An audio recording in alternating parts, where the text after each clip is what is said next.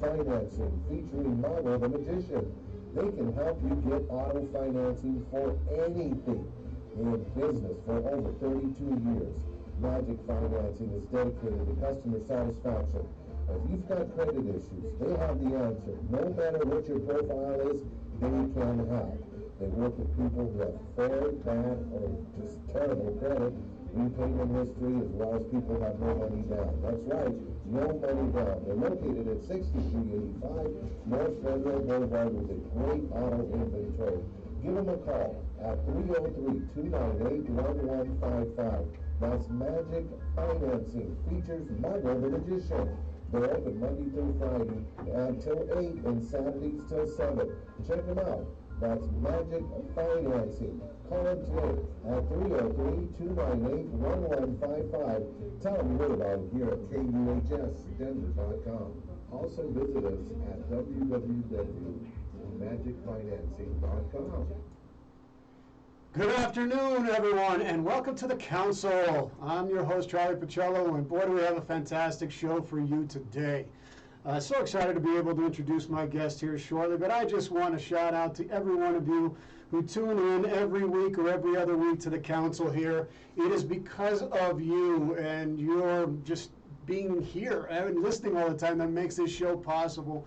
And I thank each and every one of you from all around the globe that tune in and listen to us. We try very much to be giving you the honest truth, to give you shows that embrace the totality of life, that share the wisdom that so many people have learned over the years, and to be able to give this a platform for us to be able to bring people together. We are KUHS Radio TV Denver, the stream, and we're broadcasting here in beautiful Denver, Colorado, all across the nation and all across the world. We have some incredible programming here at KUHS. Our reach continues to grow beyond our wildest imaginations as we become one of the most recognized stations, not only in our nation, but around the globe. We're growing exponentially as our listeners are tuning in from all kinds of different places, continents, countries, and our mission is to bring you the quality programming that reflects the diversity of our staff and to have honest, grounded, authentic conversations about the many issues we face as a culture and as a society.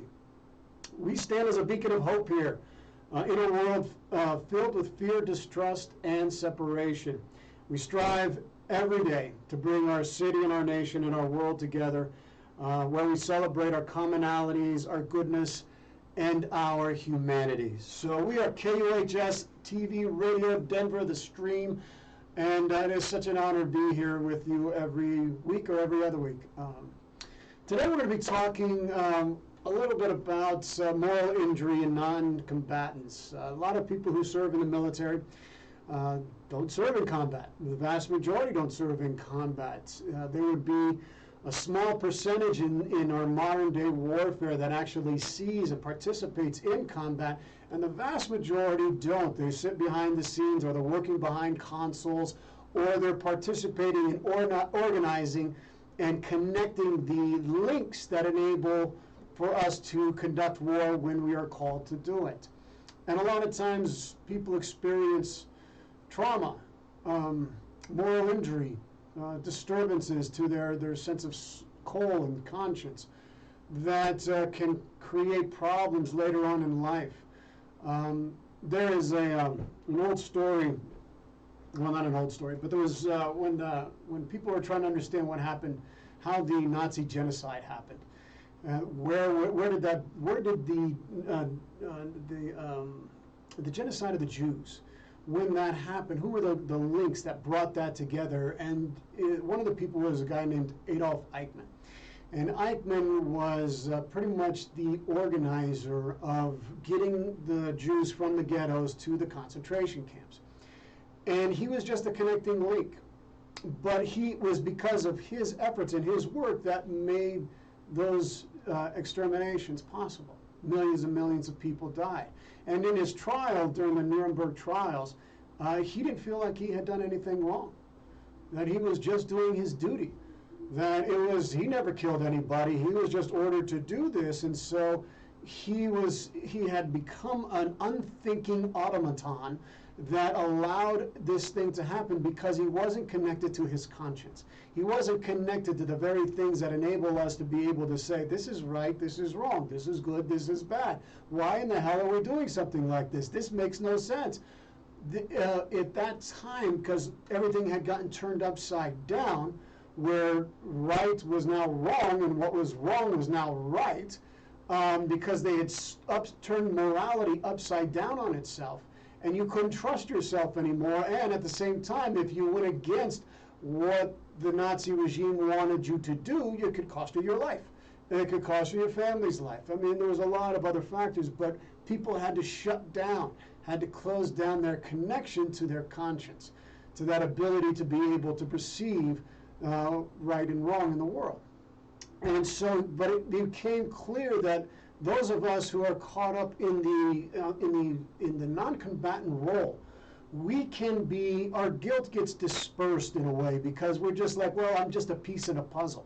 I'm just a piece in a puzzle of the military machine, this grand, huge military-industrial government complex that links everything all together. That happened as a consequence of World War II and the Cold War.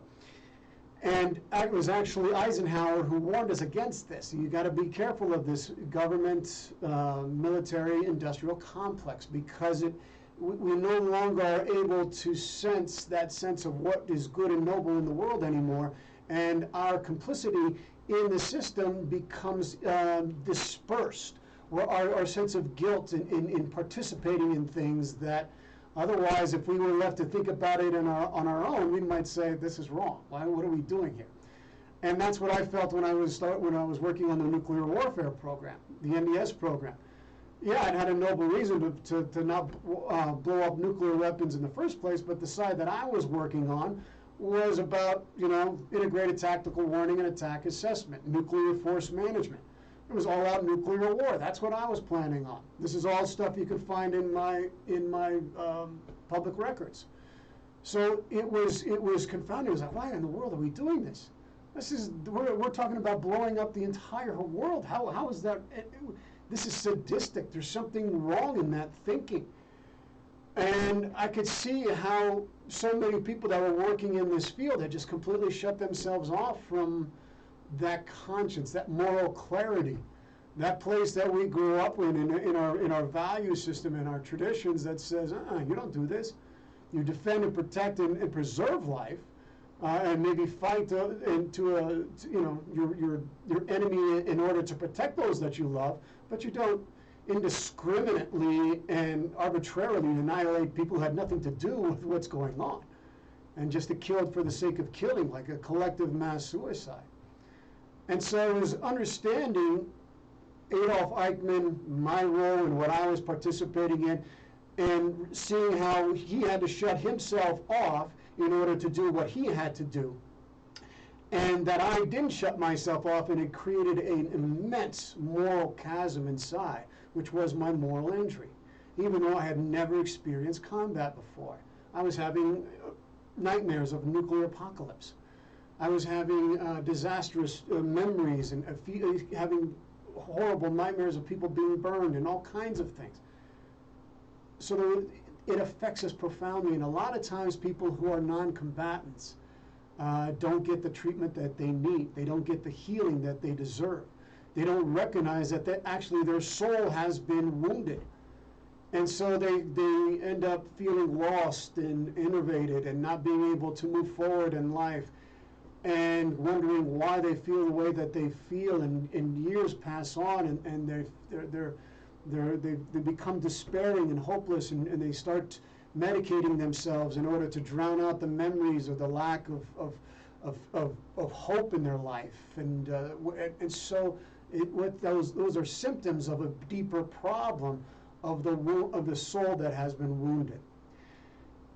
Now, the gentleman who I want to introduce to you today is also a veteran, and we're going to talk in depth about this and how non-combatants are affected by moral injury, by PTSD, and what they can do about it. Chuck Blocker is a PhD, and he wrote this when I was asking for his bio. And he wrote this haiku: trusting soul, blooming self-mightily, sunny life. He was a retired U.S. Air Force captain. He's a spiritual companion and life coach. He's been married 32 years and with a married daughter. They live in the sacred space of New Mexico. He's been a life coach for 15 years, worked for technology companions, taught college, raised a daughter and husband, caring for his wife, and has been doing this transformative work for a long, long time with military members from moral trauma, especially non-combat veterans. This is his purpose. And it tears him apart when we don't deal with our moral trauma. And he sees this so often in the people that he works with. And he says it's not healthy to carry this around. And moral trauma is something that we all have to work with. We must live a noble potential, and that's living in action. And so his philosophy is to empower adults to enjoy a contented, successful, and highly effective life through engaging the soul, their true self, to live their noble potential. He holds a doctorate degree with a concentration in psychology and a specialization in leadership from the Union Institute and University. He completed a certificate in spiritual guidance from the Rose Center and coaching training from the Coach Training Institute. Folks, I'd like to introduce you to Chuck. Welcome to the council, Chuck. Charlie, thank you so much. Wow. So where did you find the guy that you just talked about? Are you Adolf Eichmann? No, me. Oh, the guy that we're talking about.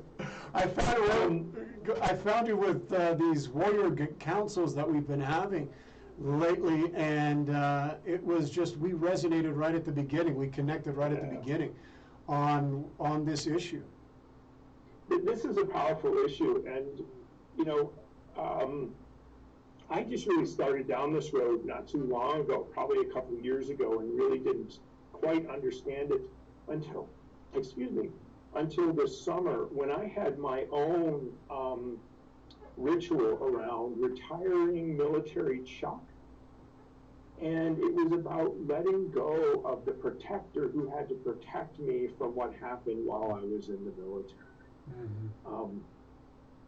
So this idea of non-combatants and moral injury, I think sometimes gets put aside because, as you mentioned in your intro, we're not combat. We haven't been in combat. And yet, I'll describe a little bit. My first assignment in the military was to actually launch Minuteman III test missiles. I launched 7 of them with another group of men and women, and we thought we were doing something very noble. We thought we were showing the world our capability as a nuclear power. Mm-hmm. And what I come to find out, as we'll talk about, is that we actually allowed our country to use us in a way to garner power and money and other things that were not part of the noble truth that I know I was trying to live, and I know many men and women in the military live. Mm-hmm. Now, you did start, you have a military background, right? So, you come Yes. from a military background, and you were, could you share just a little bit about your early life? What led you to the military? What led you to the Air Force? All the stuff you were just kind of talking about, those noble feelings that you probably had as a kid. Yeah, my 2 uncles are Vietnam veterans. One was an F-100 F-4 pilot who flew interdiction missions against the Ho Chi Minh Trail in Vietnam.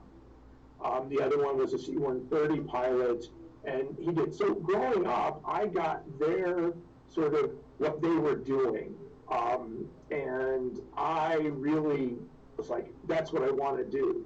I was also a kid who grew up with a learning disability, and was sort of said, you're not quite good enough. But this was something I could aspire to.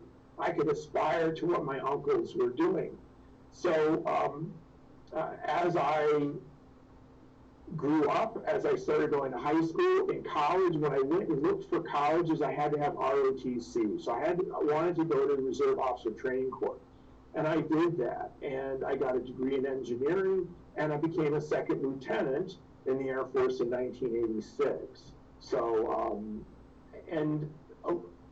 the other piece of this is that I also found out recently that I had relatives who fought in the Revolutionary War and a captain, James Montgomery, who fought in the Civil War. Wow. And then I also found out that my grandmother was a code breaker for the Navy in Washington, D.C. during World War II. Wow. And they actually just wrote a book about what she did that I just saw, and I'm really anxious to read. Pretty cool. I mean, that's really like when you discover that stuff and you learn that stuff, because I think you and I were just talked about that recently, where we had that like discovery. We just realized, learned about ancestors of mine that fought in the Civil War, and going back to the Revolutionary War. I mean, it was like, wow, I had no idea our roots, yours and mine, went so deep here. And maybe that's why some of our trauma is so deep, because of the transgenerational transmission that happens, because they weren't able to process and deal with the enormity of the carnage that had happened, like in the Civil War. There was so much blood and so much death at that time. And they didn't have the resources we have today to be able to, so they had to push it all down, and it showed up in their families. And it just kind of spread that way. Especially, I think in the Civil War and in Vietnam War, because the Civil War, it was brother against brother. How do you reconcile that? And part of it was when the South was reconstructed, there was never the discussion between the North and the South, the brothers and the sisters that said, hey, this is traumatic for us. How do we deal with this? We didn't have that. And that was a very traumatic event, and the country really hadn't had an opportunity to really talk about it. And I think some cases with the Second World War, even though we won, and we defeated Hitler, we defeated Eichmann, and that, we didn't really talk about why we got there, what happened. We didn't bring back our warriors from this and talk about how we reintegrate them. And I'll give you an example. My father-in-law, I never met him. He died before my wife and I was married. He was a gunner in a B-17. Now, I can only imagine what a gunner is in a B-17. I've been in one. So to try to get to the back of the B-17, you must crawl through it, and then you sit hunched with this 45 caliber machine gun. Actually, there's two of them. So he had to do this day after day. And when he came back, he changed. He continued to change. That's the thing about this moral trauma. It's not like, oh, you change and you stop. He wrote letters, that were very personal to her mother. They were really great. And then he just started changing and changing and changing. And unfortunately, he was an alcoholic, and and he wasn't violent or anything, but that's he dealt with his trauma in the military through alcohol. Yeah. And that's what I think is so, when we're talking about these generational things that happen, you have that moral injury that occurs when you see the senselessness of what you're doing. If you're going back into the Civil War time, the senselessness of annihilating and bombing and seeing these people torn to shreds. What was this for? What was the purpose? They had soldiers that were roaming the countryside at that time. That's why it was called Soldier's Heart. And they were just kind of longing, this sense of nostalgia of what's going on. Then we move into the world, and then they didn't process that, and they drank, and they were lost, and they were longing. They didn't pay attention to their children, their sons, their daughters growing up. What's wrong with Dad? I don't know what's wrong with Uncle Johnny. What's wrong? And so all of a sudden now they didn't get the nurturance that they needed for their development, and they're being punished for the things that happened to their uncles, their dads, their brothers. and then it just gets passed down. Then they get into the service and they get traumatized. You know, World War I, you had shell shock. World War II, you had battle fatigue. And this stuff never gets cleared up. Never gets cleared up.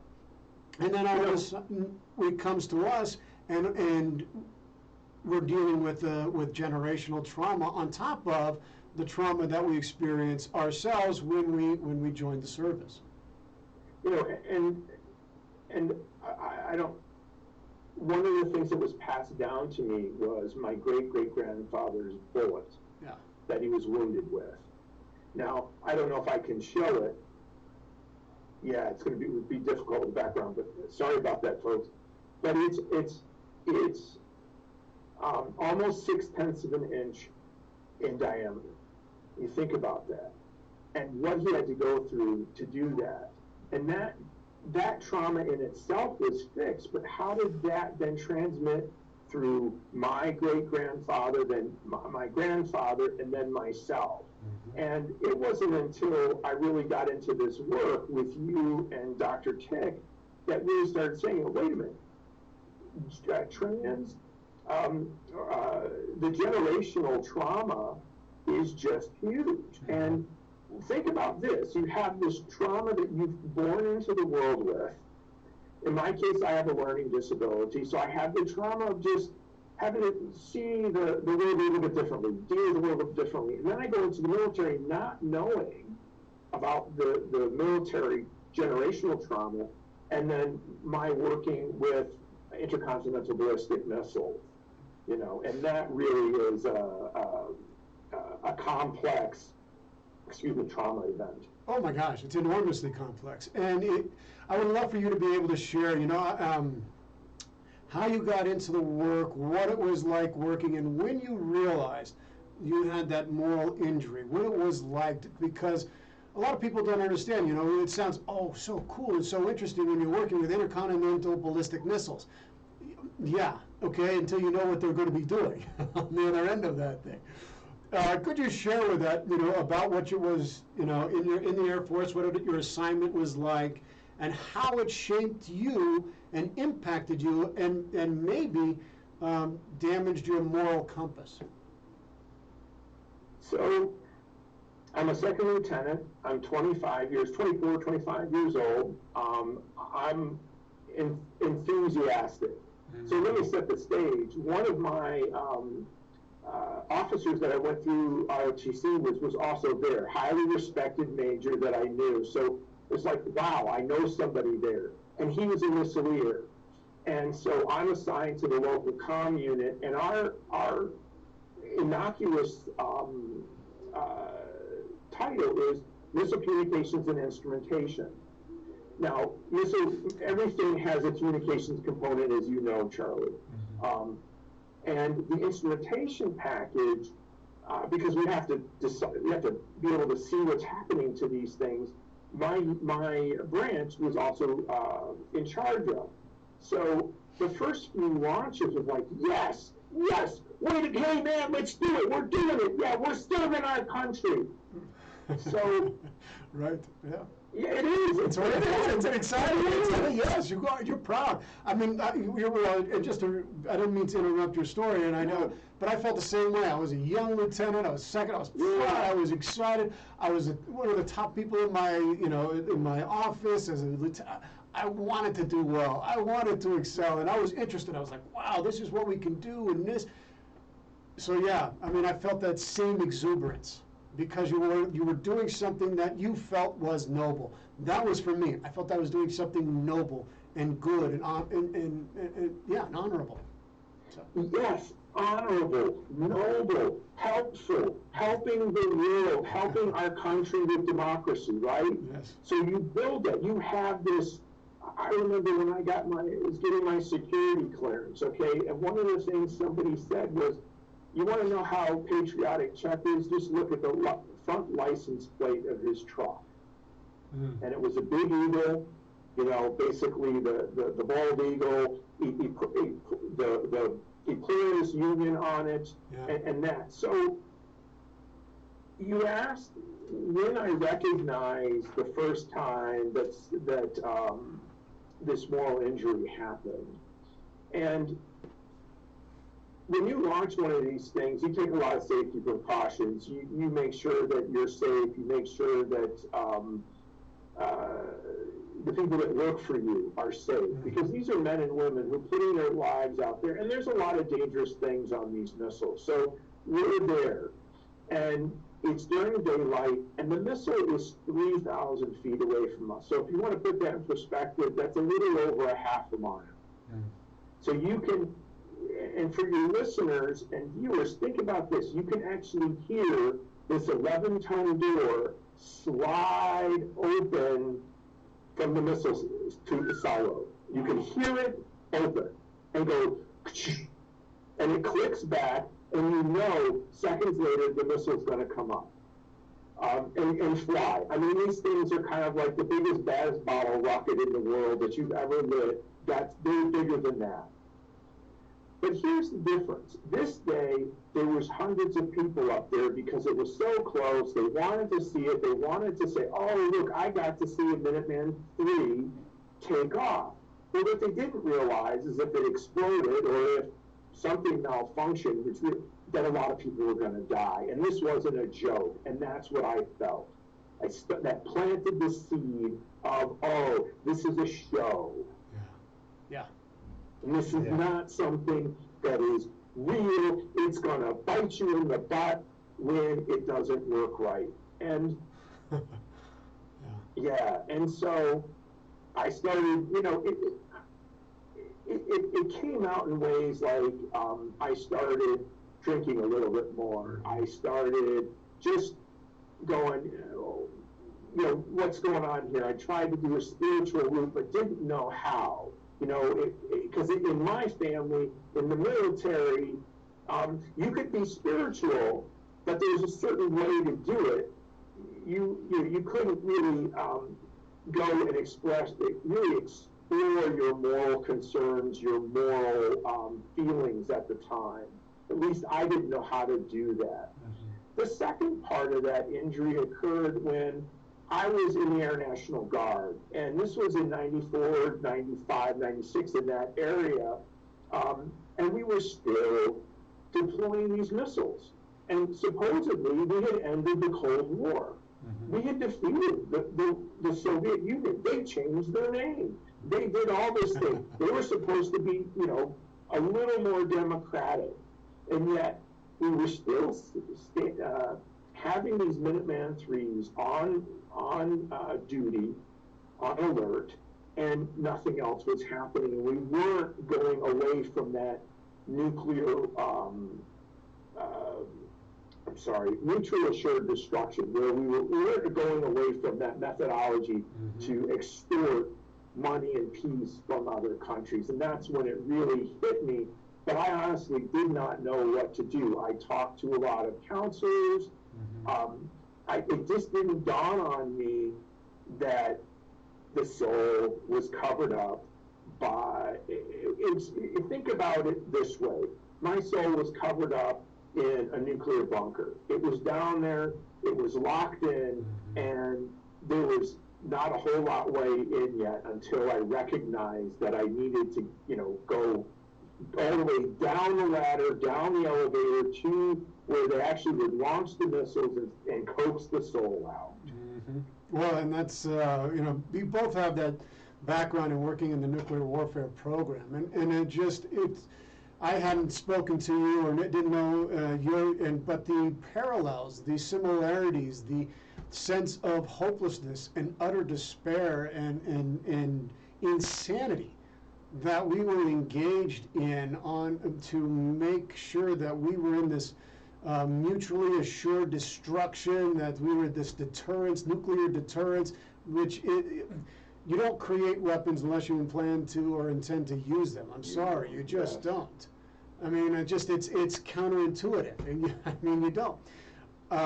And so, I felt very similar in the sense that all of a sudden, and I remember when my moral injury happened, I remember the place, I remember what I was doing, I remember where I was sitting, I remember, and here we were connecting these mobile ground units that would be used to conduct nuclear war.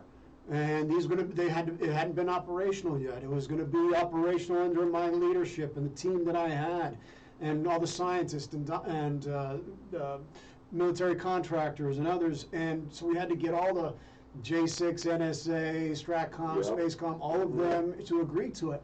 And I just remember, and it was like all of a sudden it just dawned on me. Like I was just going through the motions. I was still feeling, and I just had a moment to sit there. And I had this moment to sit and look around what we were doing and where we were at, and I was sitting in these mobile units, and I was just thinking to myself, what is this going to be used for? What are we doing this for? What's the ultimate purpose? And then it was just like a spear came right through my gut, and I was like, oh my God, what am I doing?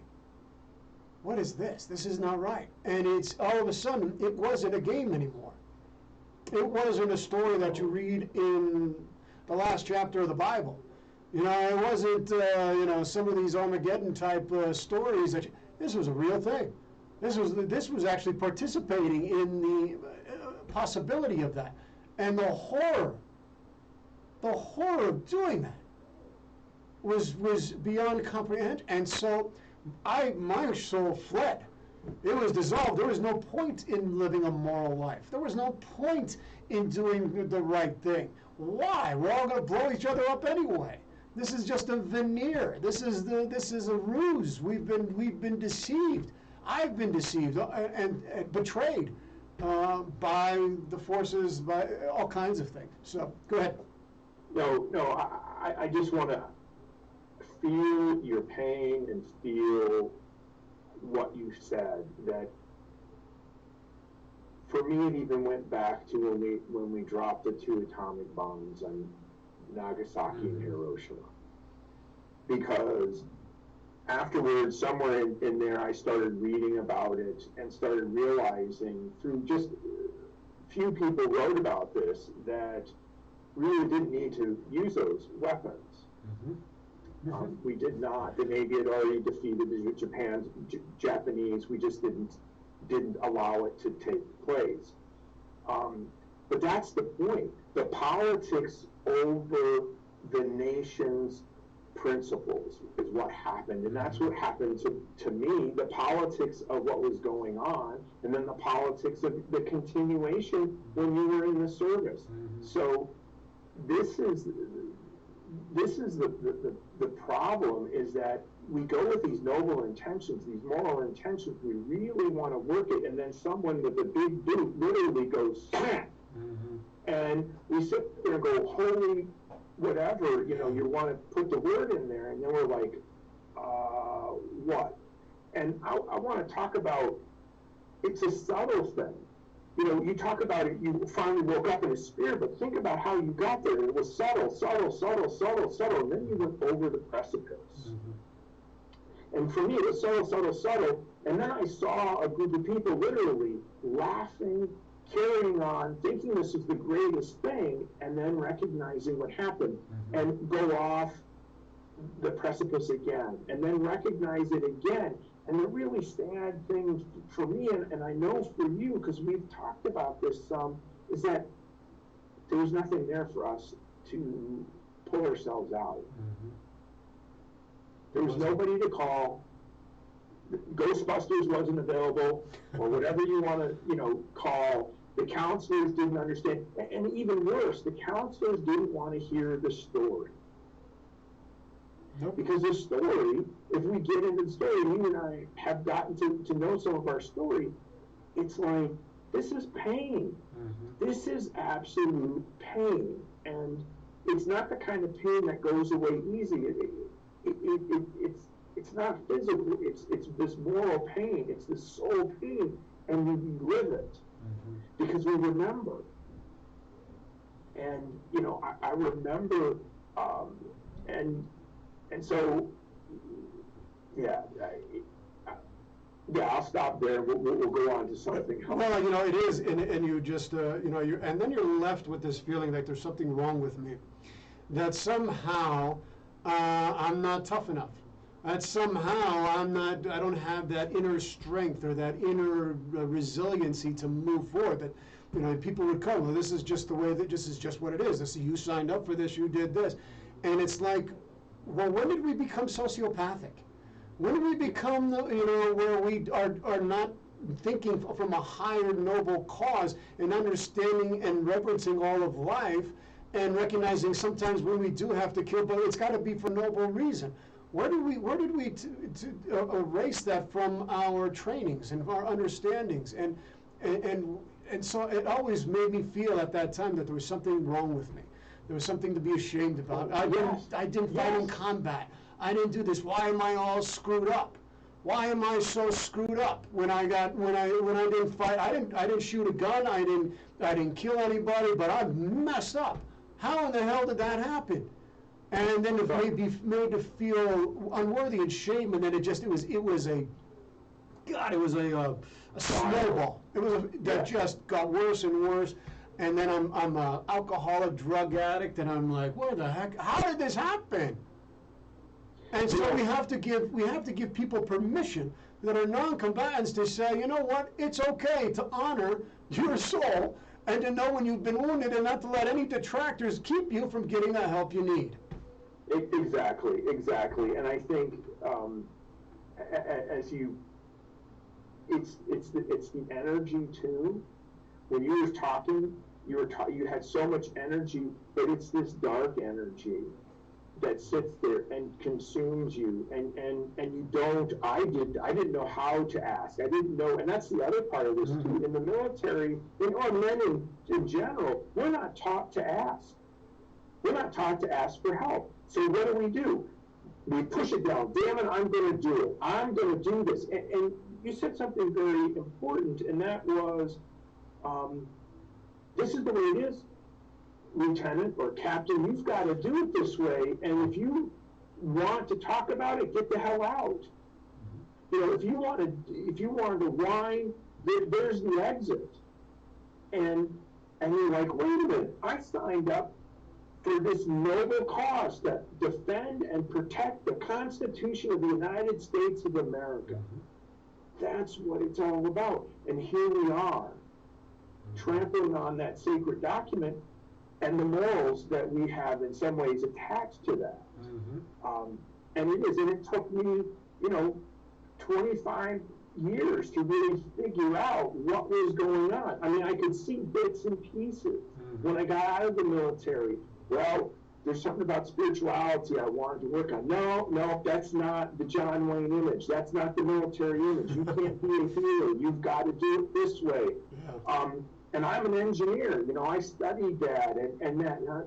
So there's all these things. And this, I want to say, not to blame it all on this, but this becomes a big piece of one's life.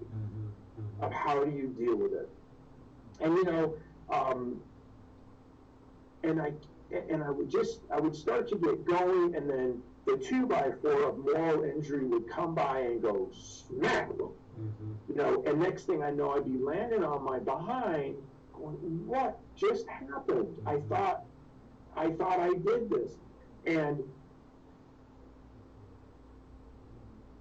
my buddy, who was a Vietnam veteran, calm guy like us, we were talking about the combat versus non-combat, and he says, yeah, a lot of combat guys don't hold you in the same regard because you didn't have that direct frontal experience. And even the folks that were in the rear in Afghanistan and Iraq who didn't directly fire a weapon or drop bombs or fired a cannon into the insurgent area, they feel the same way. It's like, well, I was there, I did this, I'm a part of that, I have to be held accountable. And that we started talking about that, and that started getting me to think that, wait a minute, maybe there's something to this, there's something else going on. And people shouldn't have to suffer through all of that to figure out that, hey, this happened. And it's terrible that we are unable to get the help we need, but it goes back to partly the military. There's there's not a Surgeon General warning on, the contract you sign that says this may be traumatous to your health, Right. and that is, that's going to happen. Whether it's in training, whether it's, you have an accident on active duty because you are doing something in service of your country. There's a lot of things that go on that are complex when you serve. It is, and one of the things that I help to, because of the nature of modern warfare, and I think it's really important to get this, to make this clear to people, or as clear as I can try to make it. Once we entered the nuclear age, things shifted dramatically. And it was people that were behind the scenes. The further distance you had from the battlefield, you were actually more guilty and more culpable than the people who are actually on the battlefield now. Because the guys who are on the battle and the gals who are on the battlefield right now, they know their mission. They're in that very, warrior dimension of I'm against him and he's against me, and we're going to see who's, that's the rules of the game. But with nuclear weapons and weapons of mass destruction and all that stuff, the further you are from the field, the more culpable and guilty you are. Because you enable it to make it happen. You make the connections possible. You bridge the links. You give the orders. You do whatever. So the responsibility lays further away from the battlefield than the people who are on the battlefield. And that's what non-combatants need to understand. They need to understand that. That's part of the injury. Let's go a little further with this, because I think this is a potent point that you bring out, and that is, think about nuclear weapons. It doesn't take but a few to destroy millions of people. And that's what I think what is hard to understand is that when we look at Hiroshima and Nagasaki, they were, I don't remember the number, somewhere around 150 dead between the two, 150,000 dead between the two bombs. Mm-hmm. Well, we can do that now with one that we'll do in the millions. So, and think about this, it only takes 30 minutes to do this. And, it may seem like a complex entity that we're talking about, but if you really do research into nuclear weapons and all of the incidents, we've had about 7 to 12 incidents through our years of almost total nuclear destruction. Mm-hmm. There's a particular one when the Soviet Union, this colonel decided that his computers were wrong. And I don't know how he figured it out, but it was a gut intuition. Had he not and twisted the keys, there would be nothing left. Wow. So one little other piece, wow. Pakistan and India have nuclear capability, and they've come close. Mm-hmm. So think about this. If they were to have a limited nuclear war, roughly, I won't get into all the details, roughly half the population of this earth will be decimated over the years. It will take a couple of years, but that will happen. This is from the Doomsday Clock people that this is their information. If the United States and the former Soviet Union or Russia actually go at it, somewhere they pretty much feel they'll be almost the entire population. Mm-hmm. So that is on top of this.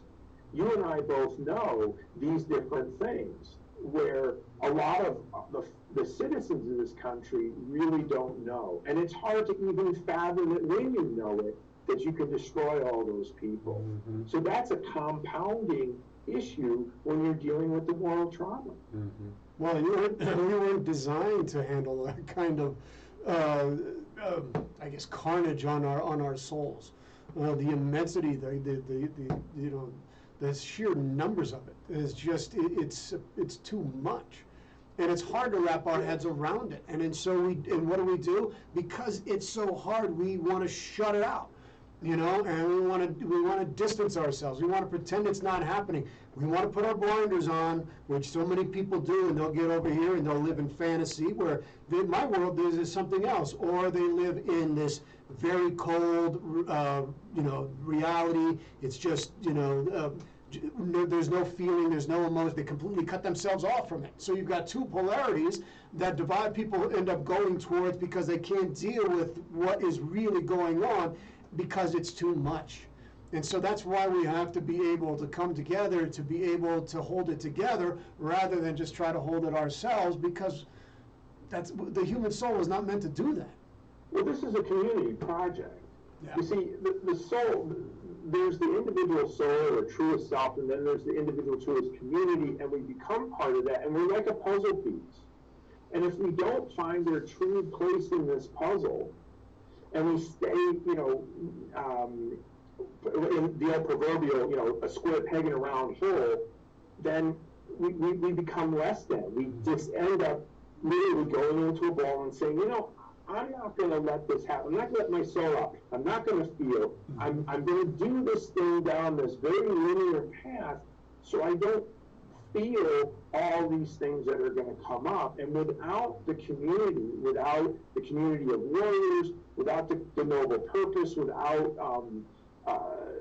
the ritual practice of reintegrating back in community, we leave our veterans out there to end up what? Become homeless in the extreme, or really take on jobs that just aren't good for the community, aren't good for them. And then what happens to them? They become people who end up disenfranchised, not in the terms that we tend to hear about socioeconomics, but they become very cold. They become all the things we've talked about, and then they pass that on to their children. They pass that on to the community. Yes. And what happens? The community then becomes this way. And then we start really squashing the principles, and one of them being, truth and honor and respect. All those things start to be eroded away, and our work is to start to restore that from the soul level. Well, how do you, and I think it's important for people to get an understanding, how does moral injury, what we're talking about today, how does that show up in non-combatants? What are ways, we talked about how it showed up in, how it showed up in me, how it showed up in you, but how might it show up in other ways for people so that they can recognize in themselves if they might be suffering from moral injury? Well, I think we've already talked a lot about it. I haven't done surveys of non-combat veterans in this way, but I've talked to a couple, and there is a theme. It's less than. Yeah. I call that shadow in my own self less than man. We come out of it less than because we were told, shut up or get out. Shut up or, you're going to get court-martialed or whatever the threat is. And then that comes inside. So the less than, the drinking, the drugging, taking jobs that aren't quite what you are, following a very narrow path, trying to control life. Right. Trying to control life in a way so that you can have a glimmer of happiness in there. If I control my life in this little square, then I might get a little piece. Typically, you don't feel happy with things. And I don't mean happy like, oh, I'm all positive, yeah. I'm talking about joy, and a good way to this is bringing a child. Delivery of a child is painful experience. Now, I have not had my own child that way. My wife bore our child. I was trying to make a little humor out of this, but it was painful for her. Right. But yet it was joy to bring our daughter up. And it was painful at the same time. That's what I mean. There's a lack of joy in that person where you don't see that spark of life. And I think it's also, and you were just talking about, and it's interesting you brought up the pain of childbirth. The pain of childbirth is probably the most pain any human being can experience, and women got us on that. They, giving childhood, you just do. I mean, it's all right. Champions, heroes in that way. Yet they don't remember their suffering. They know they went through a lot of pain, but they don't have any suffering connected to it because it adds to the continuity of life. You're contributing to life. You're giving to life. You're adding to it. You're creatively participating in it, literally. And so there's no suffering. And I think a big key is what you were talking about. When our suffering is insurmountable and there is a moral injury there that we need to deal with, or something that has been thrown off of balance, that is anathema, against the right way. It is that needs to be brought back into alignment. And so look at those symptoms. It took me a long time. I saw those symptoms, but it wasn't until I hit rock bottom that all of a sudden I was like, holy shit, I need to get some help. You know? It goes back to the thing of joy. You were talking about that because there's a joy attached with childbearing, a joy of rearing a child. When we come out of the military, is there a joy around killing people or maiming people or the potential of? No. So here we are. We've done this work. And we go, wow, we've been used, whatever the words you want to do, and we come out and we go, wait a minute, I don't feel the joy. I don't feel the joy of what I did. And I'm not, and there's pain in there, but there's also positive things too, and they're just, those positive things become so small, and the pain, the negative becomes so large that joy gets blotted out. And then we have to hit rock bottom because, as we were talking about, we're talking about the soul here. We're talking about the truest self, and there's that noble potential. That noble potential has gotten cemented over, put outside one's body, however you want to look at it. It is now not fully accessible, and that's what's going to create your own joy. Well, and it's that, and I think it's, for me, it was that moment where if you continue to betray your soul, if you betray that part inside of you that knows right from wrong, good from bad, good from evil, all that stuff, that's our metronome, that's our, that helps us to guide us so that we live a good and moral, you continue to betray that through self-betrayal, through participating in things that you know are immoral or not right or unjust or whatever it may be. You start not only to drown that out, but your life starts to fall apart in ways that, your relationships are not doing well. You're getting jobs that are not really in alignment with your true intent or purpose. You're constantly depressed or unmotivated. You're having this malaise, this cloud that seems to hang over you.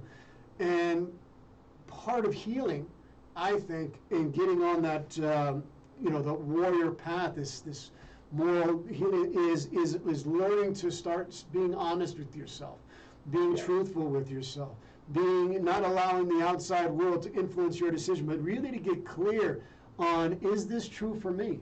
Is this right for me? Is this good for me? And if it's not, I got to stop it. And if not, I got to do something that can help me to and surround myself with people that really understand what this journey back to wholeness is all about. And I would love for you to be able to share some of the things what can we do, Chuck, that can help us to correct and heal this, and what is the importance also of reconciliation and restitution in warrior healing? Wow, those are two big questions. Big questions. Well, we got like 10 minutes here, so I want to try to make sure we get these in. I think the biggest piece is recognize what is called the default purpose, your default purpose, the things that you're doing that are not in line with your soul. To really recognize that. So you have to dig deep in that. The other piece is to have rituals around those pieces, those sub-personalities, those shadows that don't work for you. I did that around Military Chuck. Military Chuck was trying to protect me. So I literally brought him out in the open and said, look, we need to talk. I don't need you anymore. Now, I did that a little less directly because you want to recognize that the shadow is there. They're there to protect you, but now in this life, as you're moving forward, they're not. And rituals are very affirming and important. And I did it with people that were very close with me who understood, who had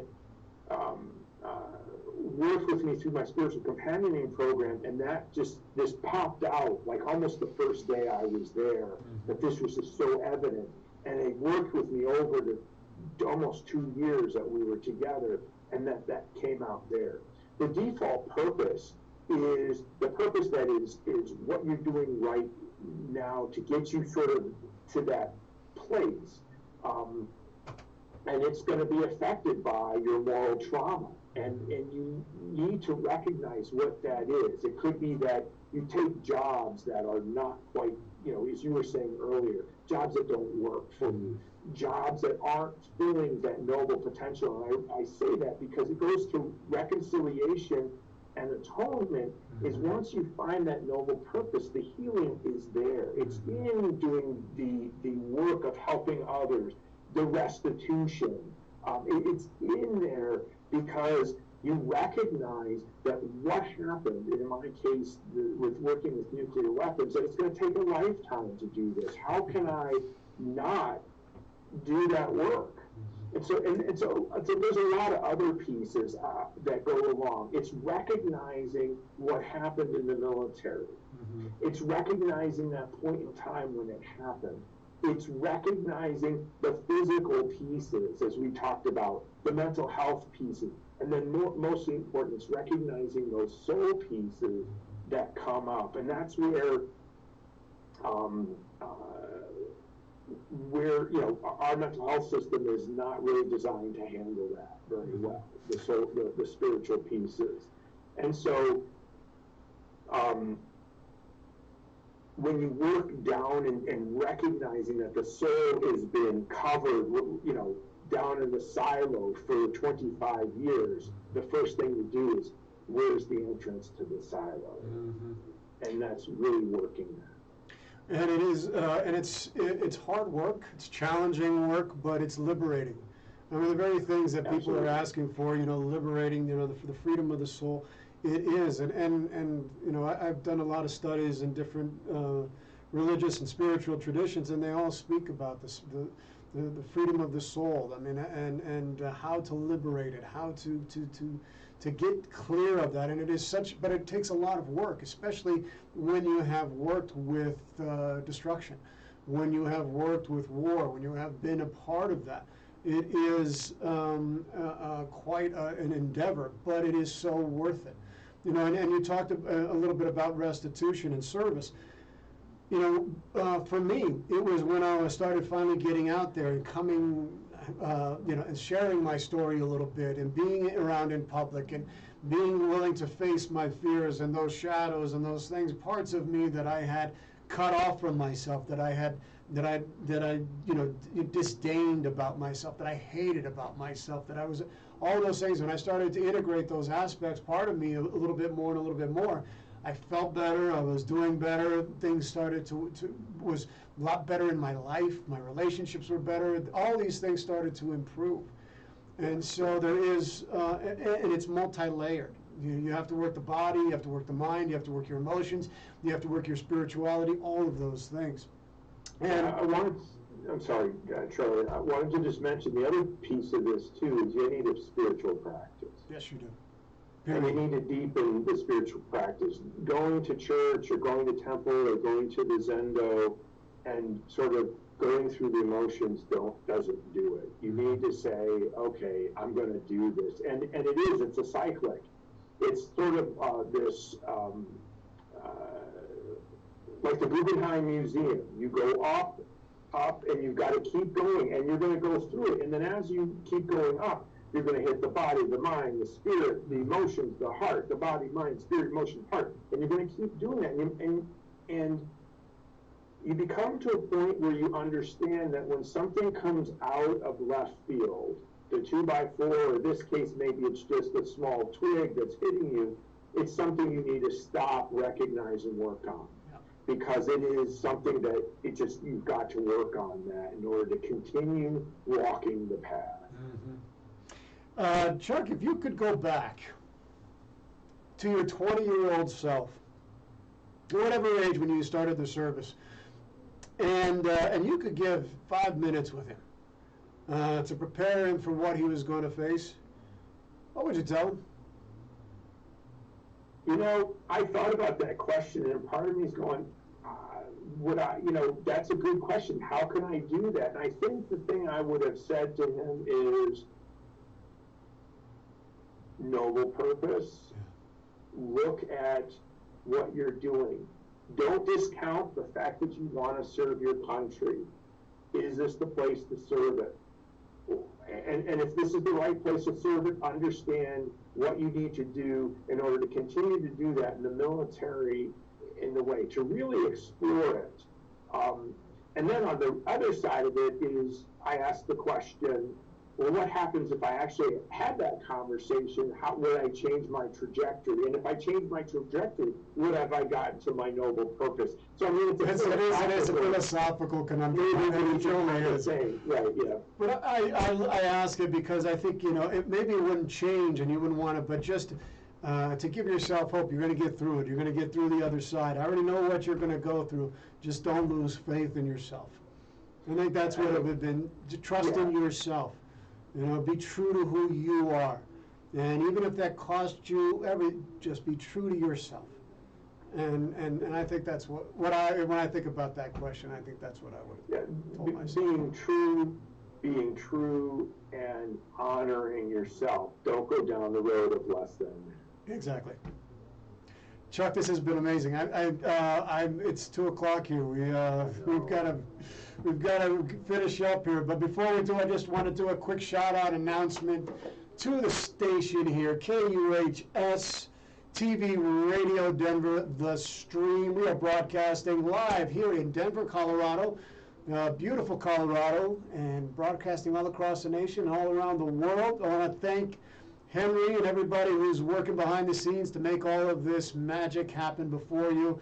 Without Henry and everybody in the back, we wouldn't be able to even have this show here for you. So thank you, everybody who works at KUHS. There's some amazing shows here, personalities, VDJs, programs. Tune in to KUHS TV Radio Denver, The Stream. We're doing some amazing work. All right, tune in, listen to this station. And before we close, I always like to ask Chuck. I always like to ask my guests, if you could give one bit of advice, one bit of wisdom from your life experience, what would it be? Let your soul sing. Let your soul sing. You know, that is the thing. When you let your soul sing, there's joy. Mm-hmm. And it's not a religious thing. If the language doesn't resonate with you, your truest self or cosmic energy, let that shine. Mm-hmm. Let that shine. Yep. It is. It's this is your one chance to let your soul sing. Let it sing. I love it. Love it, love it. Chuck, thank you so much. Thank you for being here on the show. Folks, thank you for tuning in from wherever you are around this great, beautiful world. Thank you for tuning into the Council. I'm your host, Charlie Pacello. The Council is adjourned. May you all be well. May you all be free of pain and suffering. May you all be whole. Take care of yourself, folks. God bless. We'll see you soon.